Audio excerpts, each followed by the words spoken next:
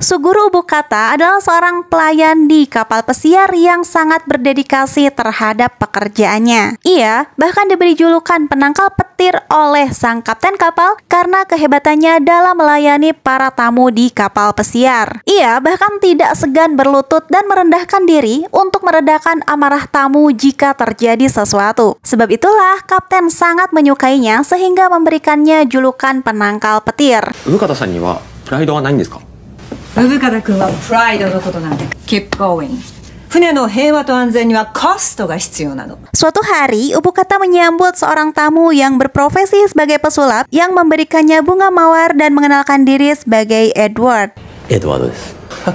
控室にご案内いたします。 Lalu ada juga Sohei Kuruma yang berasal dari keluarga terpandang dan berprofesi sebagai dokter bedah yang sangat hebat. Ia datang ke sana bersama anaknya bernama Michihiko Kuruma, menantunya bernama Misaki Kuruma, dan juga cucunya bernama Rena Kuruma. Kehadiran keluarga Kuruma di kapal pesiar tersebut menyita banyak perhatian dari para awak kapal yang bekerja di sana. くれぐれも失礼のないよう Hari itu, Ubukata sangat gembira karena pacarnya akan segera menaiki kapal pesiarnya dan mereka bisa segera bertemu. Mereka bahkan berencana untuk menikah saat dinas perjalanan Ubukata kali ini selesai dilakukan. Di sisi lain, Michihiko sedang mengajukan keberatan kepada ayahnya karena telah mencoret nama dirinya dari daftar penerima warisan, padahal selama ini ia telah mengabdikan hidupnya kepada ayahnya. Bukannya mendengarkan, Sohei malah memanggil Sakumoto yang merupakan pelayan pribadinya sekaligus orang kepercayaannya. Saking percayanya kepada Sakumoto, Sohei memutuskan untuk mewariskan semua hartanya kepadanya. Karena alasan inilah, anak dan menantunya menuduh Sakumoto telah merayu ayahnya. Hayo, kenapa coba Sohei malah mewariskan seluruh kekayaannya kepada Sakumoto? Ini nih alasannya. 天国に行きたいんだよ。私はね、私が死んだら佐久本さんのものになるんだ。 Pada malam harinya, Ubukata harus menelan pil pahit karena mendapat kabar dari pacarnya bahwa ia tidak jadi datang karena alasan pekerjaan mendadak. Karena kesempatan mereka bertemu kali ini gagal, mereka harus menunggu selama 45 hari untuk bisa bertemu kembali. まあ仕事だから仕方ないし、45日後に会えるの楽しみにしてる。 Di pelabuhan berikutnya, seorang wanita bernama Shizuru Banjaku masuk ke dalam kapal dengan tergesa-gesa dan mencari seseorang. Ubukata sangat kaget karena orang yang dicari oleh Shizuru adalah pacarnya yang bernama Wakaba Funabashi. Lalu, ketika Shizuru melihat papan namanya Ubukata, ia pun bertanya, 船橋若葉さんのお部屋はどこですか？船橋若葉さんの恋人の。 船橋さんは仕事で急遽来れなくなりまして。 Shizuru lalu memberitahu Ubukata bahwa pacarnya berselingkuh dengan pacarnya Ubukata. Dan kali ini mereka sedang pergi bersama. Sebab itulah ia mencari mereka ke kapal pesiar itu. Tetapi karena Shizuru udah ketahuan nih kalau dia itu mengintai mereka, mereka pun membatalkan rencananya untuk berkencan di kapal pesiar itu. Shizuru lalu menunjukkan bukti riwayat chat mereka karena ia bisa mengakses akun chat milik pacarnya. Dalam chat itu mereka sama-sama mengakui bahwa masing-masing dari mereka sudah memiliki pasangan. Tetapi karena kuatnya ketertarikan di antara mereka, hal itu tidak menjadi penghalang. 和室にお布団2つ並ぶんですよ。浮気されるんですよ。今すぐ日本に戻ってその2人を止めましょう。出発すればもう戻れません。日本に帰るのは42日後です。 Sementara itu, Misaki sedang berada di pesta dengan ayah mertuanya. Ia memberitahu ayah mertuanya bahwa Rena sangat senang bisa berlibur dengan kakeknya di kapal pesiar itu. Tetapi, Sohei tidak mengakui Rena sebagai cucunya karena ia mengetahui fakta bahwa Rena adalah anak dari selingkuhannya Misaki. Lalu, obrolan mereka pun berpindah ke area kolam renang. Di sana, Sohei bercerita kepada menantunya tentang pasien yang datang kepadanya beberapa tahun lalu yang membutuhkan transplantasi organ. Suatu hari, ia mendapatkan pendonor yang sempurna yang merupakan pasangan suami istri yang baru saja menikah. Sang istri menjadi pendonor sementara suaminya dengan setia selalu ada di sampingnya. Saat hari operasi itu tiba, suaminya memberi sekotak apel yang ditanam oleh keluarganya sendiri kepada Sohei. Tetapi, setelah operasi itu selesai dilakukan, suami dari pendonor itu harus mengalami kekecewaan berat karena istrinya meninggal akibat organ vitalnya diambil tanpa sepengetahuan sang suami. Sejak hari itu, Sohei mendapatkan imbalan yang sangat besar, tetapi uang-uang itu tidak mampu mengobati rasa bersalahnya. Setelah mendengarkan cerita mertuanya, tiba-tiba saja sementara itu, Shizuru dan Ubukata tidak sengaja berpapasan dengan seorang anak bernama Kanato. Tidak lama kemudian, masuklah beberapa orang lainnya dan mereka pun pergi ke tempat yang sama, yakni area kolam renang. Lalu, tiba-tiba saja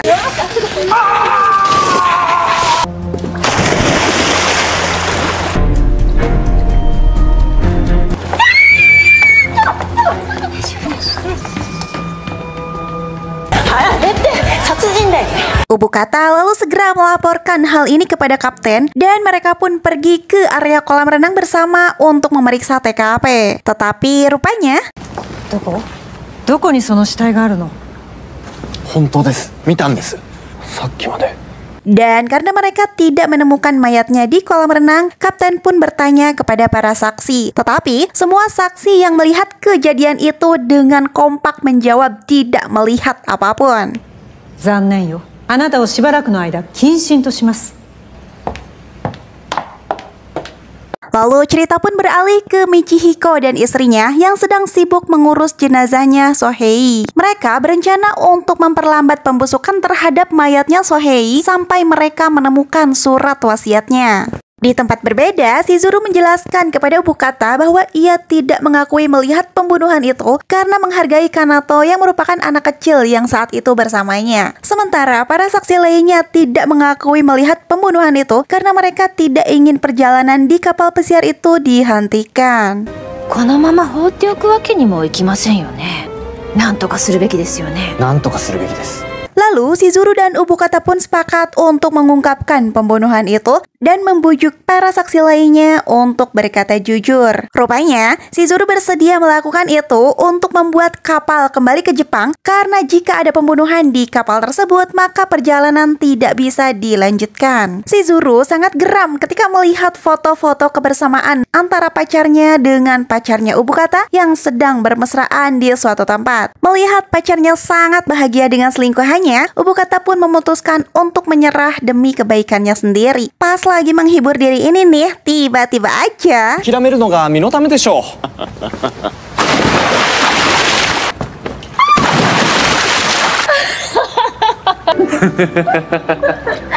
う。なんか楽しくなってきちゃいました。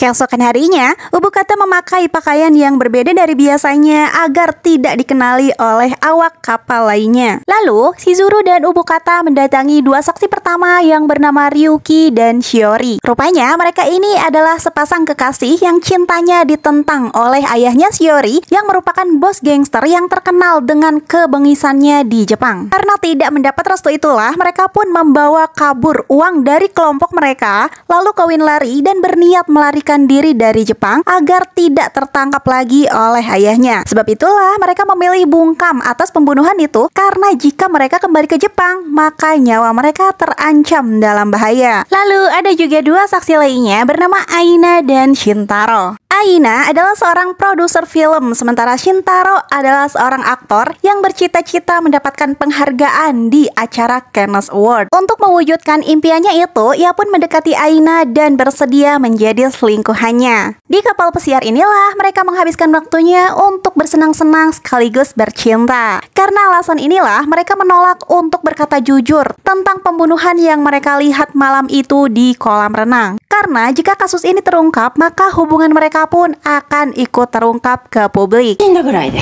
なんで旅行中止しなきゃいけないの？お金で人の心はそれで結構。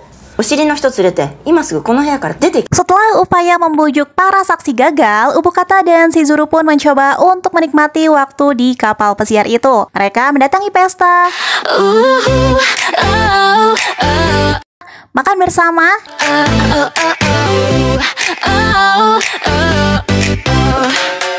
langit malam penuh cerita, dan juga melihat pertunjukan sulap dari Edward. 覚えましたか？こちらのマジック。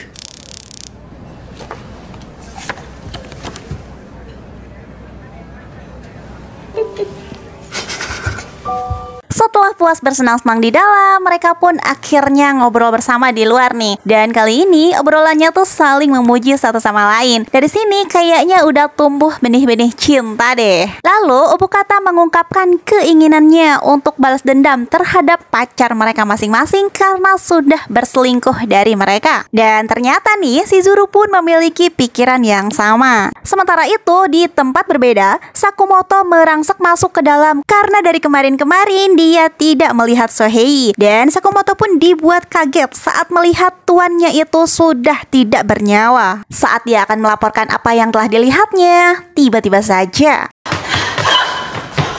みんな疲れてるようだ。だから足を滑らしてしまったのか。大丈夫ですか？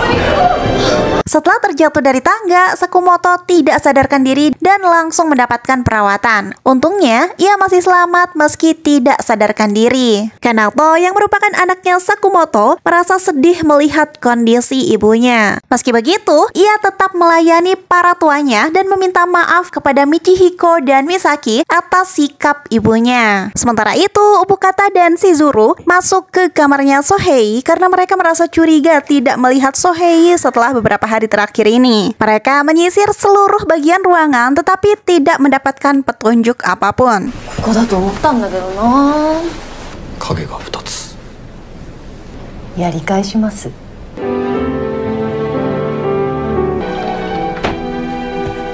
Setelah mereka mengambil foto dan akan keluar dari sana, tiba-tiba saja Michihiko masuk memaksa mereka untuk bersembunyi. そうかそうかそうか。見つかったか。 遺書の改ざん作業を進めてくれ。始めますよ。やったやったやったー！ Setelah Michihiko pergi, Shizuru dan juga Obokata baru menyadari bahwa di tengah-tengah mereka ada jasadnya Sohei yang sengaja disembunyikan di bawah tempat tidur. Obokata akan melaporkan hal ini kepada kapten, tetapi kapten sudah terlebih dahulu mendengar kabar bahwa Sohei meninggal dan mereka bergegas untuk pergi ke kamarnya. 心臓が悪かったものですから心筋梗塞でしょう。ご愁傷様です。 Sementara itu, di kamarnya, Shizuru mendapat telepon dari pacarnya yang mengatakan bahwa もしかしたら僕は間違いを起こしそうになってた。ギリギリになって分かったんだ。よりも一番大切なのは君だってことに。 di saat yang bersamaan, Obokata datang untuk menemui Shizuru, tetapi ia juga menerima telepon dari pacarnya. Di sisi lain, diumumkan bahwa kapal akan singgah di pelabuhan Hong Kong untuk menurunkan jasadnya Sohei. Tetapi, Michihiko dan Misaki akan tetap melanjutkan perjalanan untuk menghadiri pertemuan yang akan digelar di Eropa. 旅を続けるのって家族が亡くなったのに、車宗平様が亡くなったのは昨日じゃないし。 Lalu, Obokata menemui Shizuru, tetapi ternyata Shizuru sudah bersiap untuk pergi. Shizuru memutuskan untuk turun di pelabuhan Hong Kong dan kembali kepada pacarnya. Bahkan saat Obokata meminta Shizuru untuk tetap tinggal dan mengungkap kebenaran di balik kematian Sohei, Shizuru pun mengatakan bahwa 見知らぬお金持ちのおじいさんが亡くなったことより、浮気したんですよ。したじゃなくて仕掛けたです。浮気仕掛けたは浮気したと同じです。私ではあなたが残る理由にはなりませんか。 Obokata lalu mengungkapkan perasaannya bahwa ia telah jatuh cinta kepada Shizuru. Ia meminta Shizuru tidak pergi dan tetap tinggal di sampingnya, melupakan masa lalu dan menjalin masa depan dengannya. 出てってください。私は。この船のクルーは客の部屋に居座るんですか？ Akhirnya, kapal pun tiba di pelabuhan dan jenazah Sohei pun segera diturunkan. Begitu pula dengan Shizuru yang sudah bersiap untuk turun. Tetapi sebelum turun, ia mendengar suara Obokata lewat pengeras suara yang seolah-olah mengisyaratkan bahwa お客様と出会えて本当に良かった。またいつか再びお会いできますことを、お客様と旅ができて本当に楽しかった。 Setelah kepergian Shizuru, Obokata sangat murung dan tidak bersemangat. Tetapi, rupanya Shizuru tidak jadi pergi dan memilih untuk tetap bersama dengan Obokata.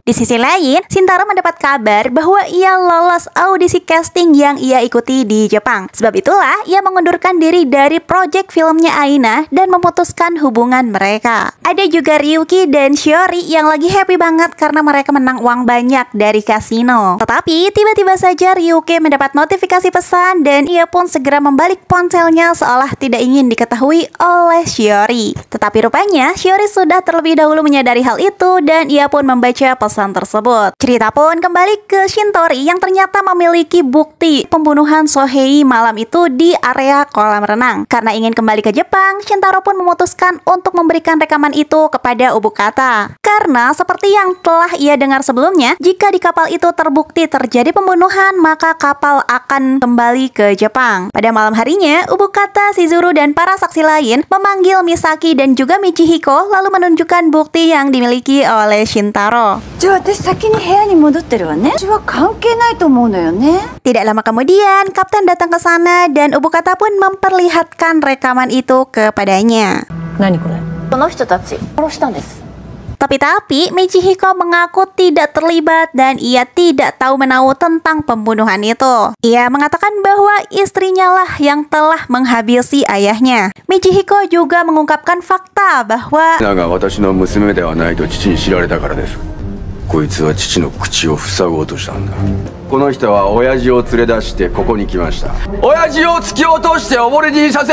Michihiko lalu memberikan bukti berupa video yang merekam kejadian malam itu. Tetapi Shizuru merasa ada yang aneh dengan video itu. Ia lalu menonton ulang dan membandingkannya dengan bukti video yang dimiliki oleh Shintaro.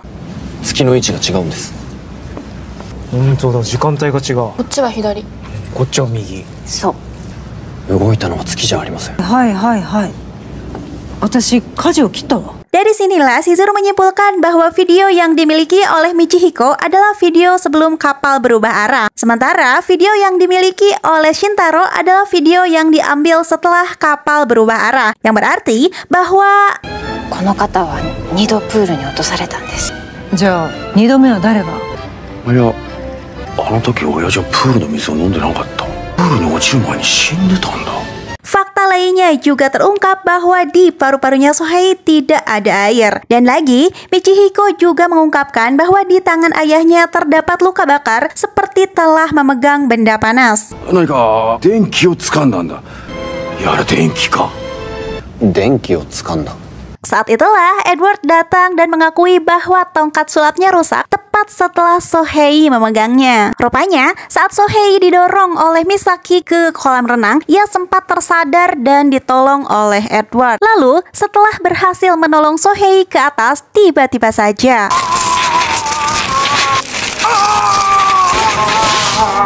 jadi dari sini sudah bisa dipastikan bahwa orang yang menghabisi Sohei adalah Edward. Karena Edward ini adalah orang yang memberikan apel kepada Sohei yang merupakan suami dari pendonor yang diambil organ vitalnya oleh Sohei. Yes, bener banget. Dari sini motifnya udah ketebak bahwa si Edward ini menyimpan dendam kepada Sohei karena Sohei telah membunuh istrinya. Setelah pembunuhan ini terungkap, kapal pun kembali ke Jepang. Tamat. Sungguh plot twist yang tidak tertebak ya guys.